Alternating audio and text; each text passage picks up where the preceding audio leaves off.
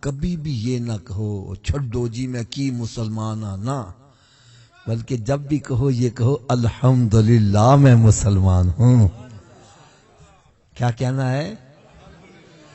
اچھا یہ بھی نہ کہنا انشاءاللہ میں مسلمان ہوں، اس میں بھی شک پایا جاتا ہے۔ جب بھی کہو کیا کہو الحمدللہ میں مسلمان ہوں۔ کیا ہوں؟ اونچی بول دو یار۔ یار ہمارے اوپر کتنا بڑا کرم ہے، ہمیں رب تعالیٰ نے مسلمان بھی بنایا اور اپنے محبوب کا امتی بھی بنا دیا۔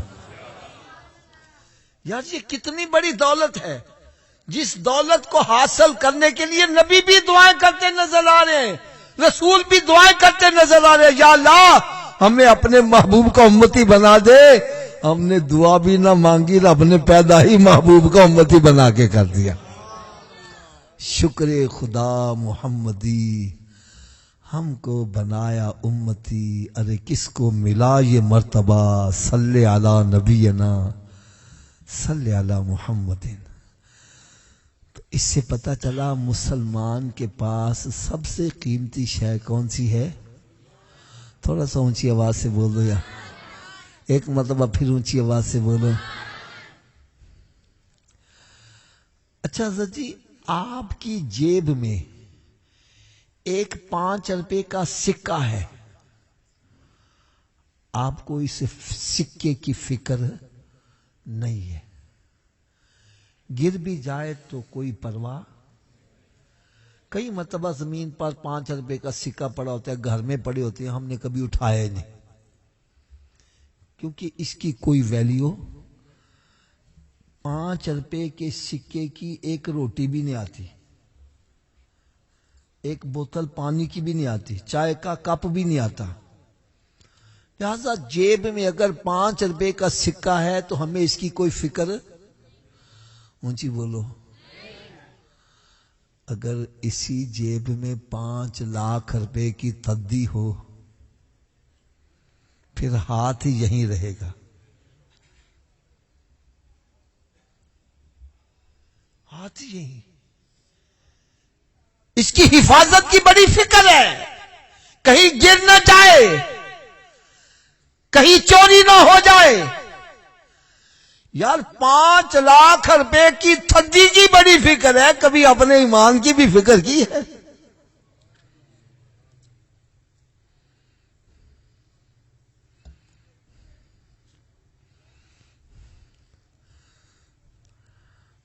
تو کیا خیال ہے، ہمیں اپنے ایمان کی فکر ہونی چاہیے کہ نہیں ہونی چاہیے؟ اور میں یہ بات آپ کو بالکل واضح طور پر بتلا دوں، صحابہ کرام علیہم رضوان جو سارے کے سارے جنتی ہیں، بلکہ یہ تو اتنے بلند مقام پر فائز ہیں کہ رب تعالیٰ فرماتا جو ان کے نقش قدم پر بھی چلے گا رب ان کو بھی جنت عطا فرمائے گا۔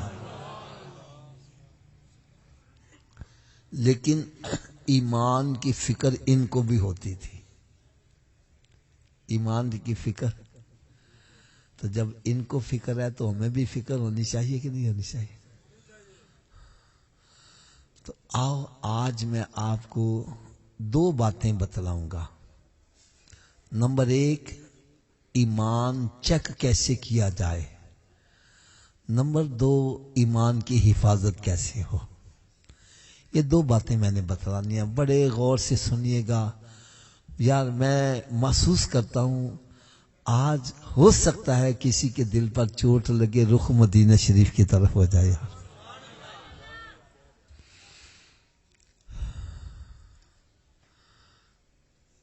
پیارے آقا حضرت محمد مصطفیٰ صلی اللہ تعالی علیہ وسلم کی بارگاہ بے کس پناہ میں ایک صحابی عرض کرتا ہے، یا رسول اللہ صلی اللہ علیہ وسلم ہمیں کیسے پتا چلے ہمارے پاس ایمان ہے کہ نہیں ہے؟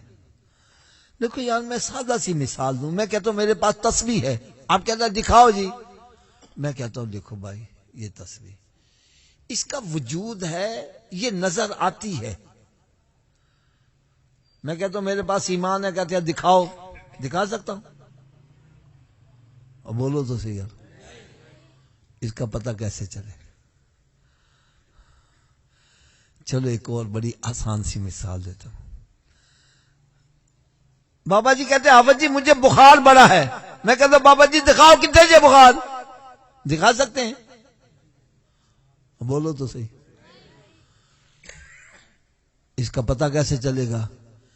اس کی کچھ علامتیں ہیں. جسم ٹوٹ رہا ہے، جسم میں حرارت ہے. پھر میں چیک کرنا چاہتا ہوں تو تھرمامیٹر لگاؤں گا، پتہ چل رہا ہے بخار ہے کہ نہیں ہے. ایسا ہی ہے نا؟ تو بھائی بخار نظر نہیں آتا لیکن محسوس ہوتا ہے. اسی طرح ایمان نظر نہیں آتا، پتہ چل جاتا ہے کہ نہیں ہے. پتہ کیسے چلے؟ ہائے ہائے ہائے. سرکار دو عالم نور مجسم صلی اللہ علیہ وسلم کی بارگاہ بے کس پناہ میں ایک صحابی عرض کرتے ہیں یا رسول اللہ صلی اللہ علیہ وسلم ہمیں کیسے پتہ چلے ہمارے پاس ایمان ہے کہ نہیں ہے؟ یار میرے آقا صلی اللہ علیہ وسلم نے ایسا کمال جواب دیا. فرمایا میرے صحابہ جب تمہیں نیکی اچھی لگنے لگے اور گناہ برا لگنے لگے سمجھ جانا دولت ایمان موجود ہے.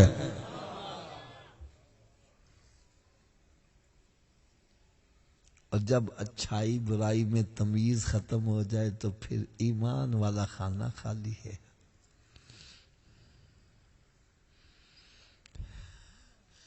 میں اس کے لیے ایک چھوٹی سی مثال عرض کروں. حضرت صاحب ایک بندہ، اس کی دکان ہمارے ساتھ تھی. وہ جب بھی آتا نا تو گلا شکوہ بڑا کرتا، حافظ جی مہنگائی بڑی ہو گئی ہے، ان کے خرچے پورے نہیں. حافظ صاحب اب تو کچن بھی نہیں چلتا، بڑا مشکل ہو گیا. ایک مرتبہ ان کے محلے میں کوئی فوتگی ہو گئی، ہمیں جنازے پہ جانا پڑا. جب میں وہاں سے گزرا نا تو دیکھا اس کے مکان کے اوپر ڈش لگی ہوئی.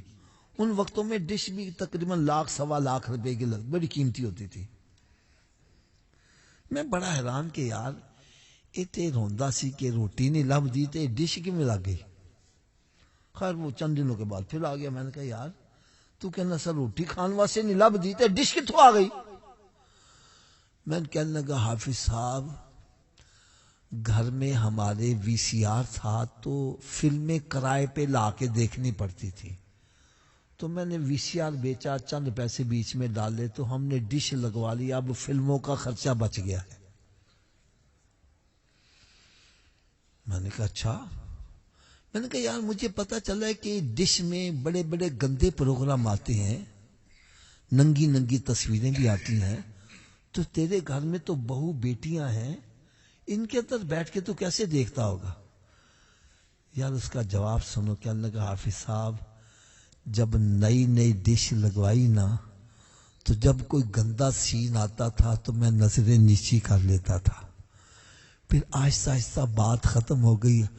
اب ننگا ڈانس ہو رہا ہوتا ہے، میں بھی بیٹھا دیکھ رہا ہوتا، میری بیٹی بھی وہاں بیٹھی، بہو بھی وہی، اور میں بھی وہی ہوتا ہوں، بیٹے بھی وہی ہوتے ہیں. کسی کے من میں غیرت نہیں جاتی یہ کیا ہو رہا ہے؟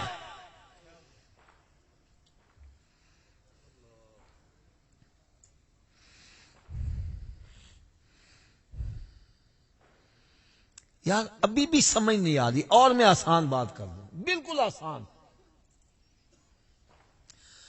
ہمارے اس محلے میں کچھ ایسے افراد بھی ہوں گے جن کی ایک نماز جماعت سے چھوٹ جائے سارا دن اپسیٹ رہتے ہیں، پریشان رہتے ہیں.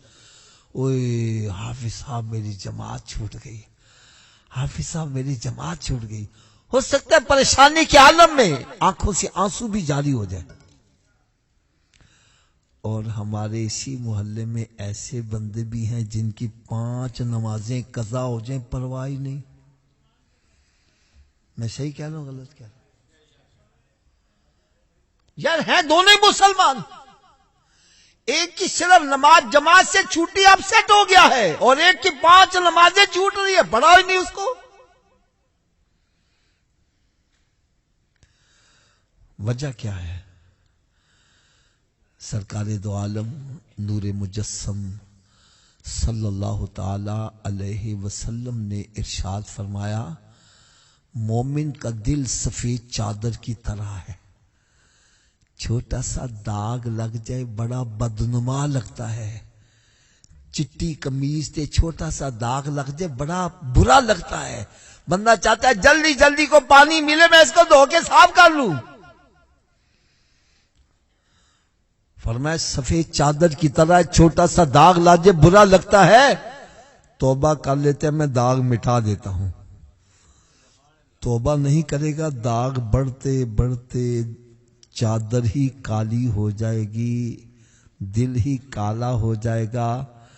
اب کالے دل پر داغ مزید لگ جائے پتہ، اونچی بولو.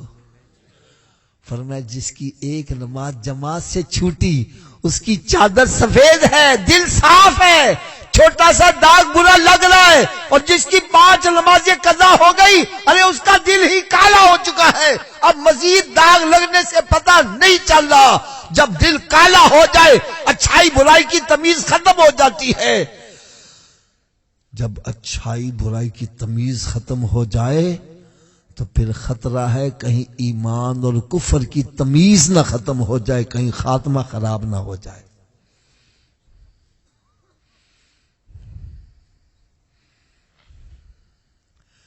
بھائی میں نا ایک بات کا اظہار کر دینا ضروری سمجھوں گا. الحمدللہ ثم الحمدللہ میں سرکار صلی اللہ علیہ وسلم کی شفاعت کا ماننے والا ہوں، منکر نہیں ہوں. اللہ تعالیٰ کی رحمت کا بھی میں منکر نہیں، اس پر بھی میرا ایمان ہے. لیکن ایک بات میں آپ سے پوچھوں گا، جھوٹ نہیں بولنا یار، سچی بات کرنا. کیا سرکار صلی اللہ علیہ وسلم کی شفاعت سے کافر جنت میں چلا جائے گا؟ تھوڑا سا اونچی آواز سے بول دو یار. اللہ کی رحمت سے کافر جنت میں چلا جائے گا؟ اس کا مطلب ہے جنت میں جانے کے لیے ایمان تو ہونا ضروری ہے. کیا خیال ہے جی؟ اگر سرکار کی شفاعت چاہتے ہو تو ایمان کی تو حفاظت کرو. ارے رب کی رحمت چاہتے ہو تو ایمان کی حفاظت تو کرو. اگر ایمان ہی پلے نہ رہا شفاعت کیسے ملے گی؟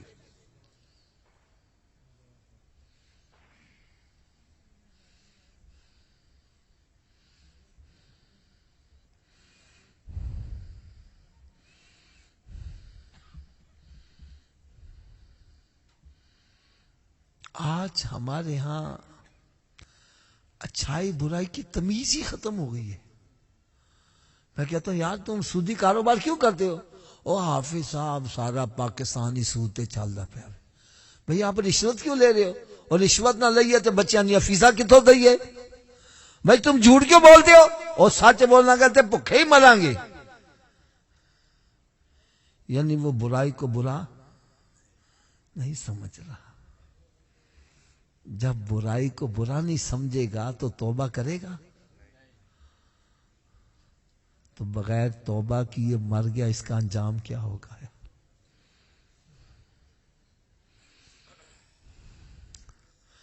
آؤ ایمان چیک کرنے کا دوسرا طریقہ بھی بتلاؤں. میں کہتا ہوں یار کروڑوں درود کروڑوں سلام اس پیارے آقا صلی اللہ علیہ وسلم جنہوں نے ہماری بڑی پردہ داری رکھی. فرمایا اے میرے امتیو، اگر تم کسی سے ایمان چیک کروانے جاؤ گے تمہارا پردہ فاش ہو جائے گا. میں نسخہ تمہیں بتلا دوں، کسی کے پاس نہ جاؤ، خود ہی چیک کر لیا کرو ایمان ہے کہ نہیں ہے.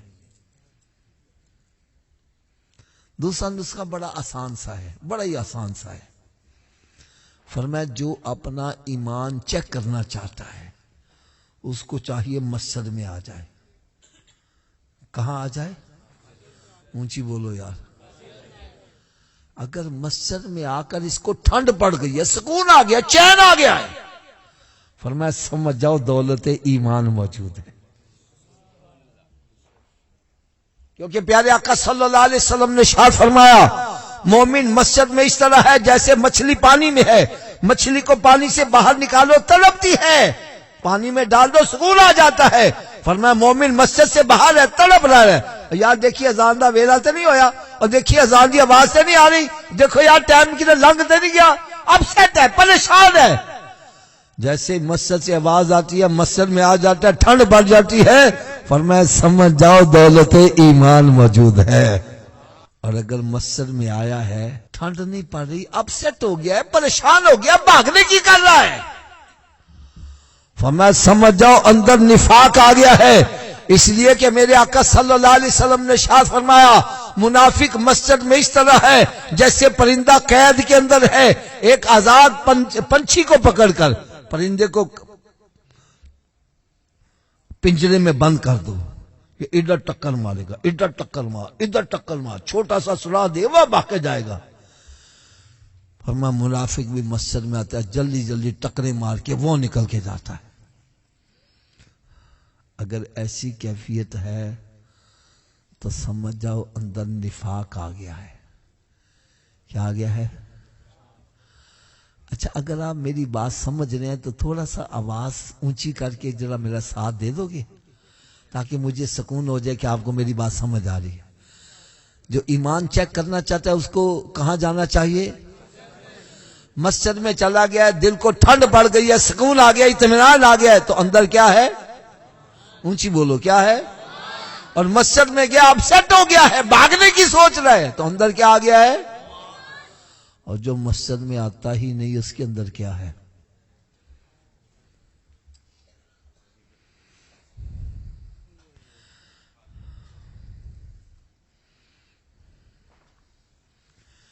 میرے آقا صلی اللہ علیہ وسلم نے ارشاد فرمایا میرے صحابہ جب جنت کے باغوں میں جایا کرو تو جنت کے پھل بھی کھایا کرو.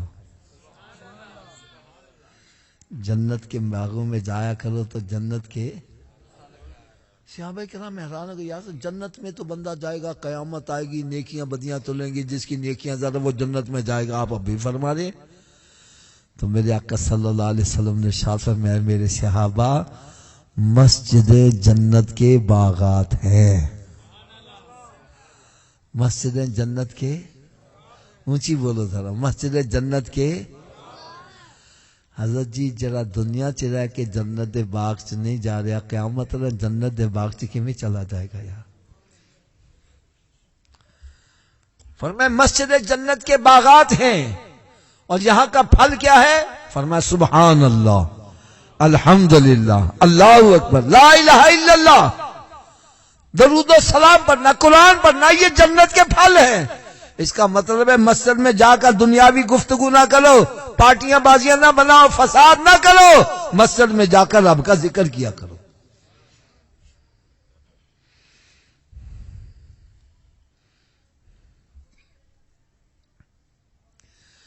اب ایمان کے بارے میں ٹیسٹنگ کا تو میں نے بتلا دیا اب ایمان کی حفاظت کا بھی نسخہ بتلا دوں ہونا چاہیے کہ نہیں ہونا چاہیے؟ ایمان کی حفاظت کیسے ہو آؤ یہ بھی نسخہ سن لو. اور یہ نسخہ میں اتنی آسان مثال دوں گا کہ آپ حضرات بڑی آسانی سے سمجھ کیونکہ آپ سب ذمہ دار بندے ہو ذمہ داری جانتے ہو. بابا جی آپ ایک آم کا پیڑ بوٹا لے آ کے گھر لا دیں سین دے وچ پھر ان پانی بھی نہیں دیندے گوڈی بھی نہیں دیندے کٹائی چھنگائی بھی نہیں کر دے ان گرمی سردی تو بھی نہیں بچان دے زہریلے پانی تو بھی نہیں بچان دے. میں کہنا بابا جی یہ پودا لایا جی ان پانی بھی دیا کرو. بابا جی کہنے آبا جی میرے کو ٹائم ہی نہیں میں بڑا مصروف آدمی ہوں میرے کو ٹائم ہی نہیں. میں کہا ٹھیک ہے جی نہیں ٹائم تو نہ صحیح. پھر بابا جی ایک بات یاد رکھو اگر کل کو یہ چاہو جب موسم آئے یہ پودا مجھے پھل بھی دے اور گرمیوں میں سایہ بھی دے ایسا ہو جائے گا؟ تھوڑا جا اچھی آواز نہ بول سب کی آواز نہیں آ رہی یار. میں کہوں گا بابا جی اگر چاہتے ہو یہ تمہیں پھل بھی دے سایہ بھی دے پھر تہاڈے کول ٹائم ہے یا نہیں ہے دے واسطے کڈنا پڑے گا جی. اس کو صبح شام پانی دینا پڑے گا اس کی گوڈی کرنی پڑے گی اس کی شاخیں بڑھ جائے کٹائی چھنگائی بھی کرنی پڑے گی اس کو کھاد بھی ڈالنی پڑے گی اس کو زہریلے پانی سے بچانا پڑے گا. جب بچاؤ گے اس کے لیے اتنا وقت دو گے تو پھر گرمیوں میں یہ تجھے سایہ بھی دے گا کھانے کے لیے تجھے پھل بھی دے گا. ایسا ہی ہے نا بابا جی؟ تو بھائی یہ دنیا کا پودا ہے، اس کو 2 وقت پانی دینا پڑتا ہے، اور ایک پودا ہمارے اندر بھی لگا ہے۔ الف اللہ تے چمبے دی بوٹی مرشد من میرے وچ، یہ بوٹی جو ہے اتنی نرم و نازک ہے کہ دنیا کے پودے کو صبح شام پانی دینا پڑتا ہے، اس کو روزانہ 5 نمازوں کا پانی دینا پڑتا ہے، اس کو رمضان کے روزوں کا پانی دینا پڑتا ہے۔ جب اس کی شاخیں بڑھ جائیں پھر کٹائی چھنگائی زکوٰۃ بھی دینی پڑتی ہے، پھر پیسے مزید آ جائے حج کی کھاد بھی ڈالنی پڑتی ہے، پھر اس کو زہریلا پانی، سود، شراب، حرام، بدکاری، بے حیائی، بدکاری، یہ سب برے زہریلے پانیوں سے اس کو بچانا پڑتا ہے۔ ارے جب یہ تو اس کو 5 نمازوں کا پانی بھی دے گا، رمضان کے روزوں کا پانی دے گا، اور اس کی زکوٰۃ بھی ادا کرے گا، اور اس کو زہریلی پانی سے بچائے گا، تو قیامت کے روز جب سورج 1.25 میل کے فاصلے سے آگ برسا رہا ہوگا، زمین تانبے کی بنی ہوگی، یہی پودا تجھے سایہ بھی مہیا کرے گا، کھانے کے لیے پھل بھی مہیا کرے گا۔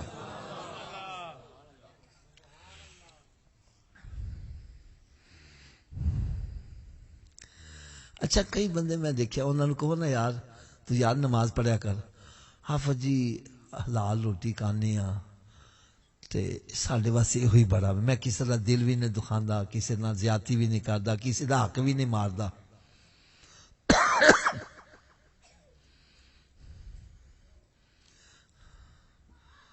ایسے بندے میری بات کان کھول کے سنے آج۔ بھئی آپ حلال روٹی کماتے ہو، حلال روزی کمانا یہ عین عبادت ہے، ماں باپ کی خدمت کرنا یہ بھی عین عبادت ہے، درود و سلام پڑھنا یہ بھی عبادت ہے، سرکار کا میلاد منانا یہ بھی عبادت ہے، نعتیں پڑھنا یہ بھی عبادت ہے، ٹھیک ہے نا، پڑوسیوں کے ساتھ اچھا سلوک کرنا یہ بھی عبادت ہے۔ لیکن ایک بات میری کان کھول کے سن لو، جنت کی چابی نماز ہی ہے۔ جنت کی چابی، اونچی بول دو، جنت کی چابی کیا ہے؟ تھوڑا سا اور اونچی آواز سے بولو۔ بھائی نعت خوانی اچھی بات ہے، کرنی چاہیے، اور ہم قیامت تک کرتے ہی رہیں گے، لیکن نعت خوانی کرنا جنت کی چابی نہیں ہے۔ ارے جنت کی چابی نماز ہی ہے، سرکار نے فرما دیا۔ یا کوئی مائی کا لال مجھے یہ بتلا دے کہ سرکار نے یہ فرمایا ہو نماز کے علاوہ یہ کام بھی جنت کی چابی ہے۔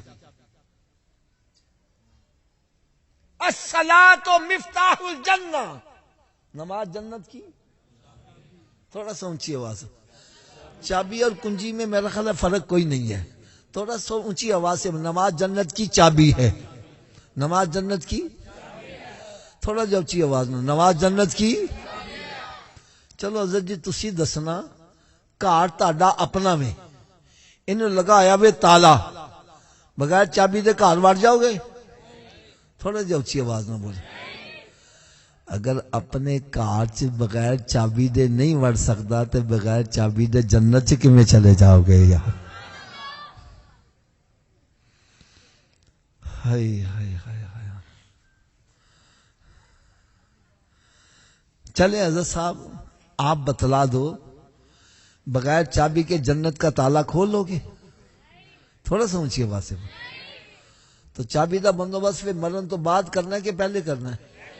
تو پھر کر دے کیوں نہیں؟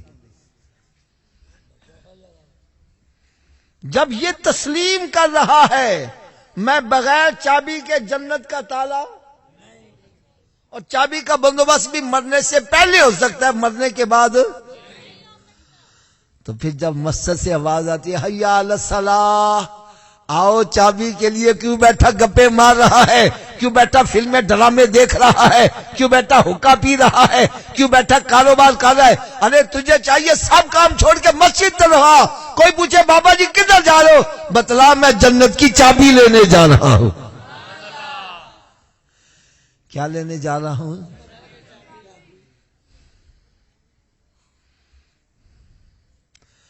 حضرت جی ابھی چند دن پہلے ایک شہر میں مجھے جانے کا اتفاق ہوا، اور سب مسجد کے سامنے دیوار پر نا ایک فقرہ لکھا ہوا تھا جس نے میری سوچ کو تبدیل کر کے رکھ دیا یار۔ وہ فقرہ کیا تھا؟ آپ آزاد خود چیک کرنا کہ اس کے اندر کتنی سچائی موجود ہے۔ فقرہ لکھا ہوا تھا، اگر تم مسجدوں کو ویران کرو گے تمہارے ہاسپٹل آباد ہوں گے اور جیلیں آباد ہوں گی۔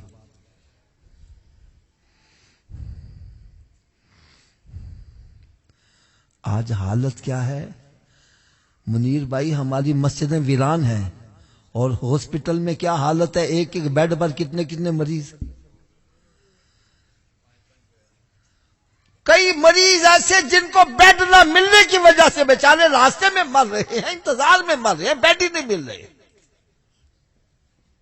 اور جیلوں میں چلے جاؤ، وہ کمرہ جہاں 2 بندوں کی گنجائش ہے 20-20 بندے گھسیڑے ہوئے۔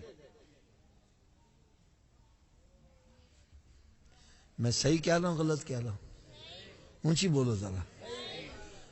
اس کی وجہ کیا ہے؟ میں وجہ بھی بتا رہا ہوں۔ میرے آقا صلی اللہ علیہ وسلم نے ارشاد فرمایا نماز میں شفا ہے۔ نماز میں کیا ہے؟ اونچی بولو، نماز میں۔ جب ہم نے شفا والا کام چھوڑ دیا، ہسپتال آباد ہو گئے۔ اور قرآن مجید میں رب تعالیٰ نے ارشاد فرمایا ان الصلاۃ تنہا عن الفحشاء والمنکر، نماز بے حیائی اور برے کاموں سے روکتی ہے۔ جس نے برے کاموں سے روکنا تھا وہ ہم نے چھوڑ دیا، برے کاموں میں پڑ گئے، جیلیں آباد ہو گئی۔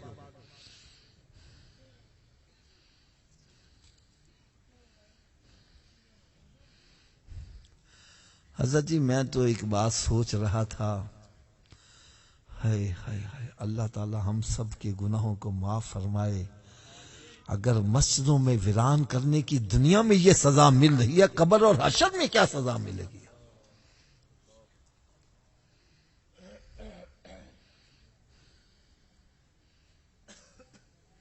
میں ایک چھوٹا سا اشارہ کرنے لگا ہوں۔ اللہ تعالی ہر مسلمان کو بیماریوں سے محفوظ رکھے۔ تھوڑا سا اونچی آمین کہہ دو۔ اور جو بیمار ہو چکے ہیں اللہ تعالیٰ ان کو شفا کاملہ عطا فرمائے۔ میں سمجھانے کے لیے ایک بات کہنا، ایک بندہ بیمار ہو گیا ہے، اس کو داڑھ میں درد ہوتی ہے یا کان میں درد ہو گئی یا گردے میں درد ہو گئی، اس کی رات کیسے گزرتی ہے؟ تندرست ہے، کروٹ بدلتا ہے، رات گزر جاتی ہے، رات کے گزرنے کا پتہ ہی نہیں۔ کان میں درد ہو گئی، داڑھ میں درد ہو گئی، گردے میں درد ہو گئی، رات گزرنے کا نام ہی نہیں لے رہی۔ گھڑی کی طرف دیکھ رہے کہ کلمہ کئی سالوں کا محسوس ہو رہا ہے۔ خدا را دیکھو میرے ہاتھ بندے، اللہ کے لیے، خدا کے لیے تھوڑا سا سوچو، اگر دنیا میں اللہ نہ کرے تھوڑی سی تکلیف آ جائے، دنیا کی رات گزارنا مشکل ہو جائے، اللہ نہ کرے اگر قبر میں عذاب آ گیا، قبر کی رات کیسے گزرے گی؟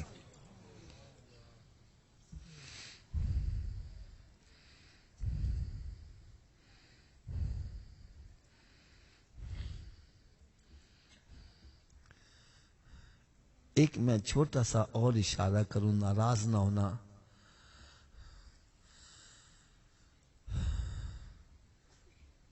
نماز جنت کی چابی ہے۔ نماز جنت کی، اونچی بولو، نماز جنت کی۔ اگر ہم نے دنیا میں چابی کا بندوبست نہ کیا تو پھر کہاں جانا پڑے گا؟ پھر دوزخ میں جانا پڑے گا۔ کیا دوزخ کی آگ برداشت کر لو گے؟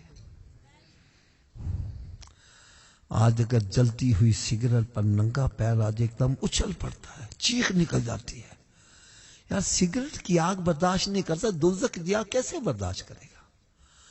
آج اگر کسی کا بچہ بیمار ہو جائے، ماں کہتی ہے یا اللہ میرے پتر نو صحیح کر دے، دی بیماری میں نو لا دے۔ باپ کہتا ہے یا اللہ میرا لختے جگر صحیح ہو جائے، اس کی بیماری مجھے لگ جائے۔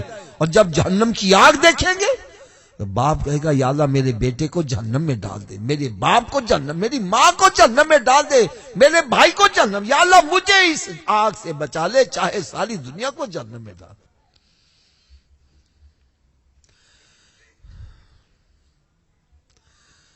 تو کیا خیال ہے، دوزخ کی آگ برداشت کر لیں گے؟ تھوڑا سا اونچی آواز سے بول۔ اگر دوزخ کی آگ برداشت نہیں کر سکتے تو دوزخ سے بچنے کے لیے پھر جنت کا بندوبست کرنا چاہیے کہ نہیں کرنا چاہیے؟ چلے حضرت صاحب تسی دسو، کیا ہر چابی ہر تالے نو لگ جاندی ہے؟ ایدی کی وجہ بھی چلے وجہ بھی میں بتلا دوں۔ اصل میں تالے کے اندر لیور ہوتے ہیں، جتنے لیور کا تالا ہوگا چابی کو اتنے دانتے پڑے ہوں گے تو چابی گھومے گی، چابی گھومے گی تو تالا کھلے گا نا۔